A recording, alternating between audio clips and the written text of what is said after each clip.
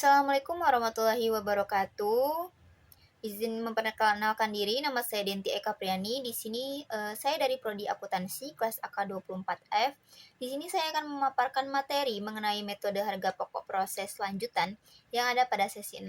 Nah, sebelum masuk pada pembahasan, apa sih atau apa itu metode harga pokok proses lanjutan? Nah, metode harga pokok proses lanjutan merupakan suatu perhitungan biaya produksi yang digunakan ketika produk melewati beberapa departemen atau tahapan proses produksi. Nah, dalam perusahaan manufaktur, banyak produk yang tidak selesai dalam satu langkah produksi saja.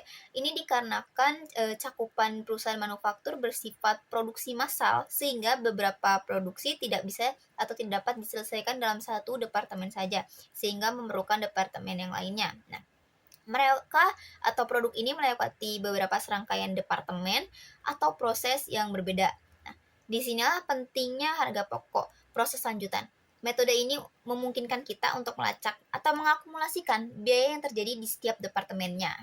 Nah, berbeda dengan metode harga pokok pesanan yang berfokus pada pesanan individual, fokus produk pada metode ini itu bersifat homogen dan tidak spesifik seperti metode harga pokok pesanan. Nah, itu perbedaan dari sisi produksinya. Nah, proses perhitungan metode ini sendiri yaitu melibatkan beberapa langkah. Yaitu pertama, kita perlu mengumpulkan biaya produksi terlebih dahulu seperti biaya bahan baku, BBB, BTK, biaya tenaga kerja, dan BOP atau biaya overhead pabrik. Nah, kemudian biaya-biaya ini diakumulasi atau dicatat terpisah untuk setiap departemennya. Nah, data dari departemen 1 dan departemen 2 biayanya itu dicatat terpisah. Nah, inti utama dari pembahasan metode harga pokok pesanan proses ini sendiri yang lanjutan itu berfokus pada laporannya. Nah, penyajian laporan biaya produksinya tidak hanya datanya yang dipisah, tapi pada pelaporannya pelaporan biaya yang dibebankan dari departemen satu ke yang lainnya itu dipisah laporannya. Nah, hal yang khas dari metode ini adalah adanya transfer biaya dari unit antar departemen. Nah, bisa jadi unit yang telah selesai di departemen sebelumnya itu akan menjadi biaya atau produksi awal di departemen berikutnya.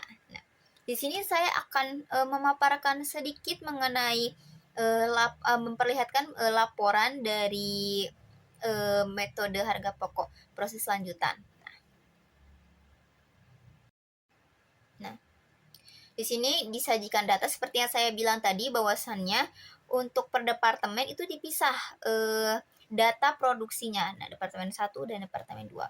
Sebelum masuk pada laporannya, penting untuk terlebih dahulu menghitung biaya per unitnya. Nah, metode yang digunakan dalam perhitungan biaya per unitnya dan juga pelaporannya di sini dalam metode harga pokok proses lanjutan, mereka ada dua metode yang digunakan, metode average rata-rata dan juga metode FIFO yaitu first in dan first out.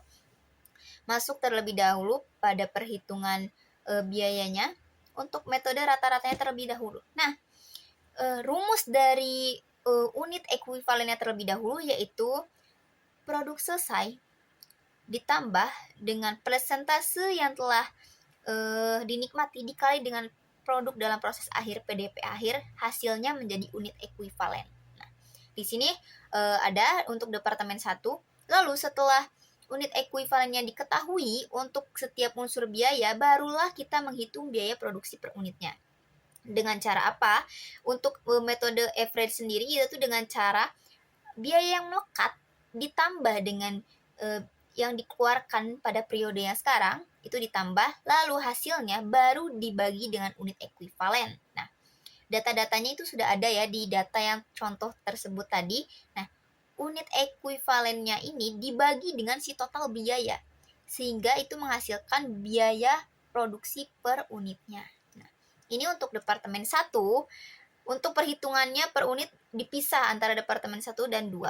Nah, ini untuk departemen 2-nya tidak ada perbedaan, masih sama untuk perhitungan unit ekuivalen, namun untuk perhitungan biaya produksi itu BBB diganti dengan HP dari departemen 1. Nah, angka ini didapat dari perhitungan laporan Departemen 1. Jadi diteruskan dari Departemen 1 ke Departemen 2. Nah, setelah kita menentukan unit ekuivalen dan biaya per unitnya, masuklah kita buat laporannya terlebih dahulu untuk Departemen 1 tentunya, metode rata-rata. Nah, ini merupakan gambaran laporan metode rata-rata dari harga pokok proses lanjutannya. Nah, ini untuk Departemen 1. Nah, ini data tinggal dimasukkan data-datanya saja, dan ini juga tinggal dimasukkan biaya per unit yang baru saja kita telah hitung tadi, sehingga akan menghasilkan jumlah biaya yang dibebankan dalam Departemen 1. Nah, di sini ada beberapa angka yang nanti akan diteruskan ke laporan berikutnya di Departemen 2 dan menjadi perhitungan untuk biaya per unitnya di HP Departemen berikutnya. Nah, lalu ini merupakan laporan di Departemen yang kedua. Nah, ini contoh laporannya. Tinggal dimasukkannya dan sudah ada contoh perhitungan di sini, cara perhitungannya. Nah, tadi itu merupakan metode average ya. Masuk kepada metode FIFO. Nah, metode FIFO untuk perhitungan unit ekuivalennya itu dia berbeda. Rumusnya itu persentase yang dibutuhkan dikali produk dalam proses awal ditambah produksi saat ini ditambah persentase yang sudah dinikmati dikali produk dalam proses akhir. Nah, ini cara perhitungannya. Nah, untuk perhitungan biaya per unitnya, itu dia tinggal hanya total biaya langsung dibagi saja dengan unit ekuivalen yang telah kita hitung tadi. Hasilnya biaya per unit. Total biaya diambil dari si data ya. Ini tinggal dicocokkan data mana yang diambil. Nah, itu tadi perhitungan. Nah, ini untuk Departemen 1-nya, unit ekuivalen dan biaya per unitnya, metode FIFO. Departemen 2 juga sama, hanya saja tadi tidak ada BBB ya. Di sini tidak ada BBB dan diganti dengan produk dari Departemen 1. Contoh laporannya ini untuk Departemen 1. Ini untuk Departemen 2. Dan ini untuk Departemen 2 metode FIFO.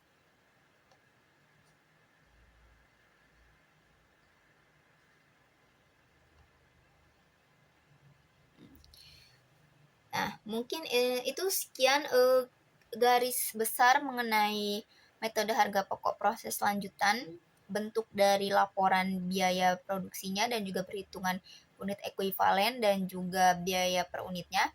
Mohon maaf apabila ada kekurangan. Wassalamualaikum warahmatullahi wabarakatuh.